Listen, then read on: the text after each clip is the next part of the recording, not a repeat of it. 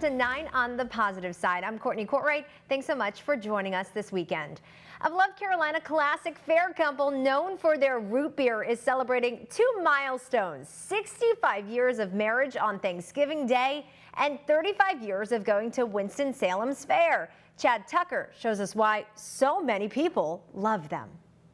Can we get 2 of those? Sure. Both have root beer? Or orange. Root beer, 3 root beers. Okay. Root beer. Its roots run deep in America. Root beer varies from brand to brand and taste, very much so. For 35 years, folks have stopped here at the fair for a sip. We've been doing it since I was like 7 or 8. But it's not just this classic taste that they come for. This one and Richardson's taste almost identical. It's these lovebirds in their matching red and white stripes. We've been married how many years? It'll be 65, Thanksgiving Day. Yes, so a long time to put up with the same person. And Gail and Grant Simons have been together behind this counter all those years too. So you, in a sense, fell in love with her and fell in love with root beer. Oh yeah, and that truck. I like old vehicles. Like this. They first met when Grant stopped in Gail's family's restaurant. Sure, you want a drink or a float? Where root beer was on tap, and her dad ran the red truck root beer stand. V8, 85 horsepower, flathead engine. And keeping it all running smoothly. It has the standard original engine in it. Including a healthy marriage. Well, it takes patience. There, and it flows in right down there at the same point where the water goes in. And a lot of root beer doesn't hurt either. Keep your thoughts and your mind in yourself before you say them, because once you've said them, you can't take them back. Words hurt deeply, and you cannot take them back. You can't retrieve them. Honest words to keep life sweet. You got to work at it and so forth. At the Carolina Classic Fair. He's a very special person. In Winston-Salem, North Carolina. And you can see our prices there are reasonable. We still make some dollars at it. I'm Chad Tucker. It's just something I like doing. If I don't like sitting at home all the time, I mean, that's boring. That's a big cup. Here you go, girl. Say thank. And back here in the East, a middle school student is sharing his story through his own book. Xavier Williams, also known as Ziggy, went to his mom with the idea about a year ago. Now the book is all finished, and Ziggy is ready for readers to learn more about his life as a child with autism. He decided to name the book Ziggy's Superbrain. His mother, Ashanti Williams, helped him get his thoughts on paper for this book. It focuses on what it's like for Ziggy to grow up with autism and the things that make him different from others around him. I've cried a lot this past week from the support that he's received, and it's just amazing to know that his voice is being heard right now. It makes you feel great. Need to write a book. I am, you are, we are unique. 13-year-old Ziggy said he would like for a couple of famous people to read his book, including Steve Harvey and Elizabeth Banks. Ziggy's Superbrain is now for sale over on Amazon. Now, over in Kansas, for the past 6 years, Parsons School District has had a therapy dog inside just about every one of their schools. Every school in the district now has a certified therapy dog. Administrators say the dogs benefit the schools in ways like reducing negative behavior in students and dealing with stress. He's been requested before to go to the in-school suspension room. If kids are upset, sometimes he walks in and it diverts their attention from whatever they're upset about. Just her presence and being here calms them. I can't explain it, but she has a very calm presence. She's very sweet with them, approaches them in a very calm way. She can tell which kids need something. According to therapydogs.com, studies show the very presence of having a dog in an educational environment tends to improve the areas of attention, concentration, relaxation, and motivation, as well as improving reading skills. We told you about Rock Steady Boxing last year in New Bern, but now it's growing right here in the city of Greenville at the ECU Health Wellness Center. It's a program to help people with Parkinson's disease. It involves exercises like walking and weightlifting, and it also mixes in non-contact boxing. The benefits, we're told, include better balance, which means fewer falls, which can lead to more confidence and a higher quality of life. Boxing focuses on balance, agility, focuses on muscle power, mental focus. It focuses on strength training. It focuses on rhythm, on everything that is very important for those who have Parkinson's. To participate, you must have your primary care provider complete a doctor medical release form. You can find registration information over on our website, WNCT.com. A UNC Charlotte student is making waves beyond her community with her love of dance and her culture. Shakira Speaks has more on this international dancer's story of celebration. And downstage right, upstage left, downstage right. My love for dance is extremely big. I do it every day of my life. I always think about it. For some people, rhythm isn't a natural trait, but Melody Romero Shanahan says she was born with it. She's been using her abilities since she was 7 to celebrate her Mexican roots, combining classical ballet with Mexican folklore. It's important because the culture has its values, the diversity, and the way I present my dancing. I want to be able to break boundaries through the cultures, especially Mexico, because that's what I mainly represent. Her resume is impressive. Melody travels across North Carolina to perform in Hispanic heritage festivals. As a multicultural ambassador, she also had a recent spot in a New York ballet program. Melody puts in countless hours in studios like these, perfecting her craft to be the best dancer that she can be. And her motivation, her mother, a Mexican immigrant at 19, fighting for this life for her future children. And combining with ballet and reaching out to non-Mexican people. You know, she dances in theaters, in festivals, but there are non-Latino people. She's building bridges through this dance, you know. I want them to follow their dreams, follow their goals. It doesn't matter what ethnicity you are. For me, representing Mexico, I do it for the community and for myself as well, but I also want to put diversity around the people. And when we come back, one record-breaking gospel singer has connections to Billy Graham. We'll tell you the story next. According to Guinness World Records, gospel singer George Beverly Shea went in front of hundreds of millions of people during his career. As John Lee explains, he's forever linked to the enormous legacy of Billy Graham. The Billy Graham Library in Charlotte celebrates the impact of a man and his ministry.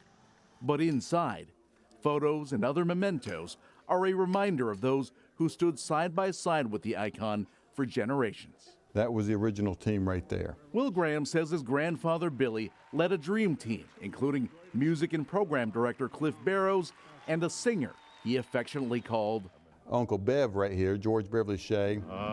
Amazing Grace. The Canadian-born vocalist was often called America's beloved gospel singer. Uncle Bev, he would set the table for my granddaddy to preach. You know, when Bev sings, he actually sings a sermon. Of course, the Graham Crusades were a phenomenon. Shea and his booming baritone voice were part of the Graham ministry from the 1940s until his death in 2013 at the age of 104. Later this month, he will be enshrined into the North Carolina Music Hall of Fame. Simple psalm singer. Had the privilege of singing a little song before Mr. Graham speaks. But he was also a very humble man. It was never about himself. He was never showy. He just loved singing about Jesus. According to Guinness World Records, Shea performed in front of 220 million people in his career. To put that into perspective, Taylor Swift averages about 72,000 fans on her wildly popular Eras tour. At that pace, she'd surpass Shea after 3,036 shows. We're certainly not taking anything away from Taylor. The point is that the draw of the Graham Crusades was off the charts. He sung to more people live than anybody else in human history. When he finishes singing, I never feel like applauding. I feel like bowing my head in prayer. One of the items on display at the Graham Library is Shay's family piano. That's how he learned music, was on that piano. Son Ron Shay says even when a performance went wrong, his dad always pulled it off with humility. Every once in a while he'd forget his words, and he'd be in front of thousands of people, and he'd have to stop and say, you know, my mother didn't teach me very well. I'm going to have to start this again. George Beverly Shea is buried here at the Billy Graham Library. His gravestone reads, America's beloved gospel singer. The legacy that touched so many lives still revered today. Shea and America's pastor were a powerful combination at the Crusades. And Billy Graham would say himself, you know, I couldn't speak without having George Beverly Shea first, because he kind of calmed the audience. The NC Music Hall of Fame honor is a reminder of how seamlessly they came together with a message that spoke to the world. I hope they'll remember that I stayed on pitch. In Charlotte, John Lee, Queen City News.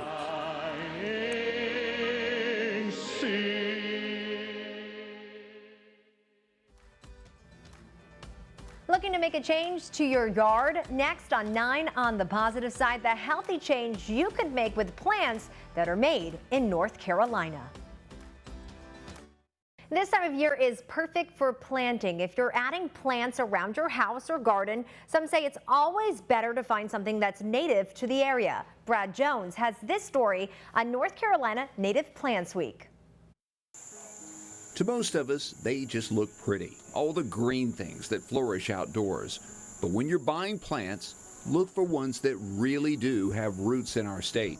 Native plants will give you better results than just picking through whatever's on sale at the home improvement store. They're really well adapted to that inconsistent weather, rain, no rain, so a lot of them are very drought tolerant.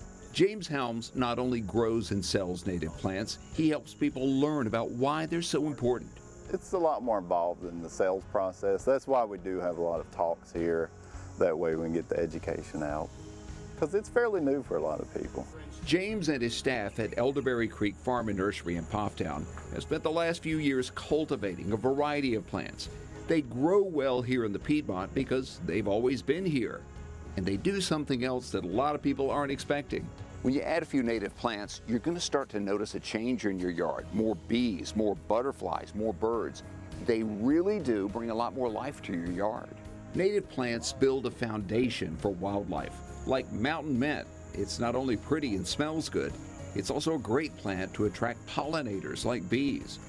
Goldenrod is a native perennial and it's host to quite a few species attracted to its pollen and its nectar. Coneflowers have long-lasting blooms, but even after the blooms start to fade, leave the seed pods on them. They'll attract goldfinches, chickadees, blue jays, and cardinals. Bee balm is another flower that brings in a lot of visitors, bees, butterflies, and hummingbirds. We're lucky to have such a wide variety all across the state. High mountains, or at least for the East Coast, Mount Mitchell being the highest on the East Coast, to the Piedmont and then coastal plain. So the plant material throughout that range is very diverse compared to some of the states even around us. Most of us tend to plant the same thing over and over. We go for big blooms, or it's just the kind of thing we've always used. Still, James says native plants that are more suited to our weather just might change your mind. Say some non-native things like foxgloves or delphiniums. People like them, they're pretty, but they don't really like the heat and humidity of the South. So we have nice native substitutes for those that do great. They've been here for thousands of years, but native plants are gaining new fans all the time. They're easy to grow, and the wildlife they attract brings a new look to your corner of the world.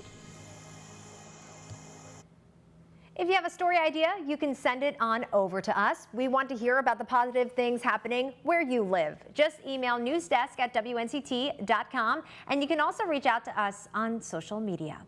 How a message written on an egg gets back to its writer more than 72 years later. That story is next on 9 on the Positive Side. It's the age-old question of what came first, the chicken or the egg? For one New Jersey man, the egg always came first. Steve Hartman explains on the road. For John Amalfitano, the past is ever present. Everywhere you look in his Dunellen, New Jersey home, there are relics from a bygone era. I don't know what it is with me. I mean, I just have a connection with old stuff. And he says no connection runs deeper than the curio in this cabinet. That's the oddest thing of all. It's a chicken egg, bequeathed to John by a neighbor who found it in a carton of eggs in 1951. The neighbor saved it because of the note. Whoever gets this egg, please write. Signed, Miss Mary Foss, Forest City, Iowa. John says his neighbor held on to the egg for 50 years and never looked for her. Then John held on to it for another 20 before finally posting pictures on the Weird and Wonderful Secondhand Finds Facebook page. To its 3 million members, he pondered, wonder if she might still be alive. So, all those people who had egg on their Facebook hatched a plan, scrambled, tried hard to find this Mary Foss. After 72 years, they expected an exhausting search that would not be over easy. But they cracked the case in less than a day. And for those of you keeping track at home, that was 8 puns in 15 seconds. Do you remember writing on that egg? Oh my goodness, yes. And you were hoping to find someone to be a pen pal? Well, who knows? We all dream. Mary is now 92. But as a teenager working in an egg packing plant like this one, Mary says she used to dream of meeting someone in a far-off place. That fragile little message in a bottle, her way of reaching out. Yes. And now, 72 years later, she has finally made her connection. And here it is. How are you, egg? This week, they came face to face for the first time. And I hope we get to see you again. Would you want to meet John in person? Oh, I'd love to meet God, wouldn't you? Oh. John. Oh, John. Not really. I have no desire to meet the guy. He's got his problem. Keeping an egg that long. Yeah, you're saving 70-year-old eggs. Yeah, you got a point there. Well, and when you get to be my age, you meet a lot of kooks. Sorry, John. Looks like the yoke's on us. There's my uplifting ending. Steve Hartman on the road in Mason City, Iowa. How you like your egg? And thank you so much for joining us for 9 on the Positive Side. One last thing to show you, though. That's a deer taking a dip in the ocean near Pine Knoll Shores. Have a great weekend, everyone. We'll see you next time.